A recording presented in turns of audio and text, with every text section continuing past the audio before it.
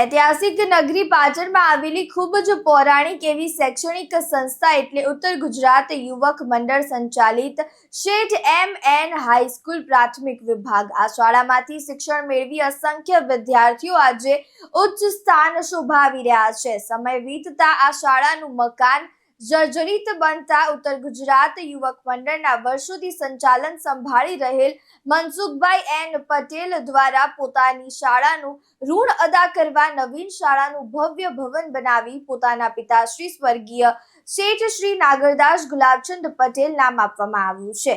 જે શાળા આજે સ્વર્ગીય શેઠ શ્રી નાગરદાસ ગુલાબચંદ પટેલની 40મી પુણ્યતિથિ નિમિત્તે મંત્રી શ્રી મનસુખભાઈ એન. પટેલની ઉપસ્થિતિથી અને એમના તરફથી શાળાના તમામ બાળકોને ભોજનમાં મહાભોજન પ્રસાદ પીરસવામાં આવ્યું હતું.